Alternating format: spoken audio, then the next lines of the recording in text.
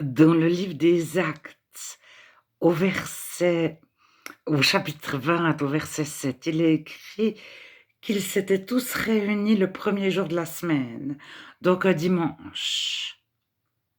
Et à partir de ce verset, donc si on lit le livre des Actes en entier, on se rend compte qu'ils se rassemblaient peu importe les jours.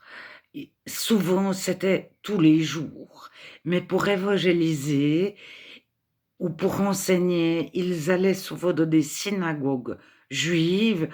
Donc, pour évangéliser des juifs dans une ville qui n'avait jamais entendu parler de Jésus, le meilleur moyen de voir des gens, c'était d'évangéliser le samedi, le jour du sabbat. Parce que le dimanche, le lundi, le mardi, il n'y avait personne.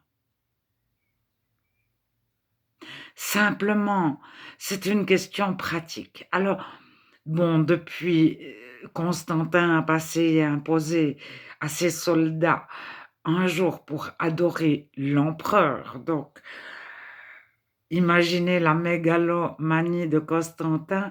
Prenez congé un jour pour m'adorer et pour adorer le soleil. Le jour du soleil en anglais, en allemand, dans beaucoup de langues, dimanche s'appelle jour du soleil. C'est pas important. La grande question, c'est est-ce qu'en tant que chrétien, lorsqu'on sait que c'est faux, est-ce qu'on le dit ou pas? Alors, certains ont relevé de la première lettre de Jean qu'il faut suivre tous les commandements. Mes commandements, ceci ou la loi, cela. Et ils disent, de les commandements, il y a le 4e, suivre le sabbat. Sauf que c'est pas du tout ce qu'a écrit Jean. Jean dit, suivez les commandements, et les commandements sont décrits. C'est croire que Jésus est le Fils de Dieu, c'est croire la parole, c'est aimer. Celui qui aime, aucune occasion de chute n'est en lui. Donc, aucune occasion de chute, ça veut dire il a accompli toute la loi. C'est synonyme. Il ne se trompe pas. Alors, on peut lire les 3 lettres de Jean d'un bout à l'autre. Jamais il n'est parlé du 4e commandement. Alors, lorsqu'il y a les commandements, lesquels, alors souvent 2 versets plus loin ou 2 versets auparavant, les commandements en question sont décrits. Ça se retrouve dans Jean 15. Je ne vous appelle plus serviteur, je vous appelle ami. C'est le cep et les sarments, etc. Et suivez mes commandements, suivez mes commandements. Mon commandement, c'est d'aimer. Donc, lorsque le commandement est décrit, il faut regarder des fois 5 versets plus loin, le commandement est décrit ou les commandements.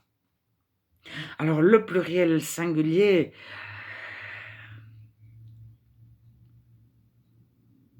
en tout cas dans certaines traductions de la Bible, je ne sais pas pourquoi, des fois c'est au pluriel puis des fois au singulier. Bref. La vraie question, c'est quand il y a des toutes petites choses qui sont fausses, c'est déjà pourquoi les chrétiens répètent des choses fausses. Parce que ce que je viens de vous dire, la lettre de Jean, la première lettre de Jean est répétée dans certaines assemblées, tout le monde répète qu'il faut suivre le 4e commandement, c'est ce que Jean dit. Et personne n'a un jour lu la lettre du début à la fin. Et le chapitre 20 du livre des Actes, ils étaient rassemblés le premier jour de la semaine. Oui, oui, mais si vous lisez tout le livre des Actes, ils s'assemblaient une fois un lundi, une fois 3 jours avant le sabbat, 3 jours après le sabbat. C'était la référence, le sabbat. Et ils s'assemblaient tous les jours, tous les jours. Il n'y avait pas un jour où ils priaient en particulier, où ils chantaient en particulier. Alors vous avez la liturgie est décrite en Colossiens 3 et en Éphésiens 5. Chantez, mais il n'y a pas marqué le dimanche ou le samedi. Entretenez votre foi par des hymnes et des cantiques. Heu baignez dans la parole, je ne sais plus comment c'est écrit. Mais, alors, il y a beaucoup de choses, d'où toutes les dénominations qui sont répétées en boucle et la personne, une fois qu'elle les a entendues pendant 10 ans, elle va les répéter. C'est faux. Alors tout à coup, il y en a un qui se lève et qui dit: «Mais moi j'ai lu le chapitre mondial», c'est faux. Je vous parle de toutes petites choses comme les jours de la semaine et cetera. C'est pas vraiment important. Bien qu'il y a des personnes qui donnent une importance énorme à faire attention, à se reposer un jour par semaine. Mais notre repos est en Jésus, il est permanent. Voilà, je voudrais pas troubler ceux qui donnent de l'importance au jour du repos et qui se reposent et qui font vraiment un jour particulier pour beaucoup plus prier, beaucoup plus méditer et cetera, du lever du soleil jusqu'à son coucher ou peut-être en commençant le soir d'avant, je ne sais pas. Mais et qui se rassemblent, en particulier ce jour-là, plus que les autres jours et cetera et cetera. Alors, mon but, c'est pas de faire des polémiques, c'est de comprendre pourquoi une première fois, quelqu'un a réussi à faire passer un faux message, puis à dire: «Moi, je m'appuie sur tel verset pour dire ça» et il a affirmé ça et mais il y a de Apocalypse, n'ajoutez rien, ne retrochez pas à ce livre de l'Apocalypse et il y a quelqu'un qui a dit: «À toute la Bible».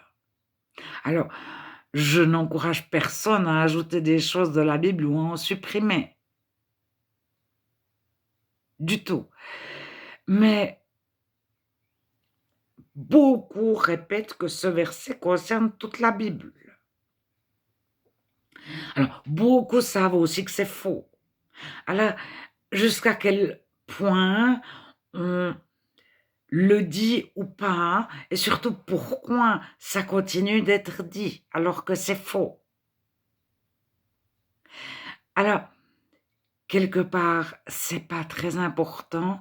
L'important, c'est que la personne ait le Saint-Esprit, qu'elle soit née de nouveau, qu'elle soit réellement chrétienne, qu'elle soit guidée par Dieu, qu'elle ait Dieu dans son cœur et c'est Dieu qui la dirige et toutes ces petites choses, mais ça lui passe au-dessus de la tête quelque part.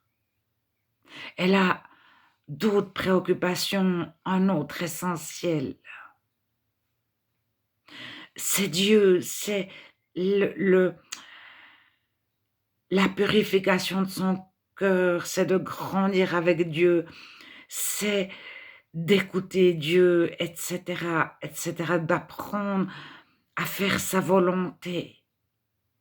Je vais peut-être faire une autre vidéo parce que ça a rien à voir. Mais, toutes ces choses qui sont fausses et répétées en boucle, c'est aussi pourquoi certains, des fois, sortent des églises quand il y a trop, trop, trop et surtout quand il y a trop de mélange avec des non-chrétiens qui répètent des traditions, des habitudes, des et les choses fausses encore plus et qui n'ont pas soif de vérité, tant pis, on a toujours fait comme ça, on continue de faire comme ça. On a toujours dit ça, on continue de dire ça, ils savent même pas pourquoi. Et donc, il y a des fois des personnes qui retrouvent des vérités et qui sortent et qui créent un groupe de chrétiens en fonction de toutes les découvertes qu'ils ont faites. Alors, c'est toujours: «Est-ce que c'est la chair? Est-ce que c'est moi? Ou est-ce que c'est Dieu qui m'a dit de sortir? Est-ce que c'est Dieu qui m'a montré?» À qui j'obéis? À moi-même ou à Dieu? Ou à tel et tel qui a une influence, etc. Je vais peut-être faire une autre vidéo parce que c'est un autre sujet. Mais le chrétien est invité à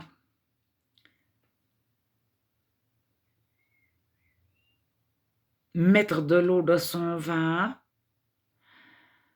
tout en restant dans la vérité.